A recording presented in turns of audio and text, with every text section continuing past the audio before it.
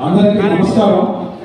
ఈ రోజుల్లో 2 గంటల 30 నిమిషాల సినిమాని కనీసం ఒక సంవత్సరం తీసి ఎన్నో ఇబ్బందులు పడి అయ్యి సరిగ్గా రాక నటాలు పడే రోజుల్లో 3 గంటల్లోని ఏకదాటిగా వరుసగా 1 by 1 ఎంతో అద్భుతంగా ఒక కళాఖండాన్ని మన ముందు చూపించడం జరిగింది. ఇది మన నెల్లూరు జిల్లాలోనే ఇది ఒక స్వీట్ మెమరీస్. ఇక్కడ వచ్చి చూసిన వాళ్ళంతా బంధువుల పండగగా ఉంది. ఈ విధంగా చేసిన ఈ మట్టి మనిషి ఈ బృందానికి ప్రతి ఒక్కరికి హృదయపూర్వక కృతజ్ఞతలు ధన్యవాదాలు తెలియజేస్తున్నాము.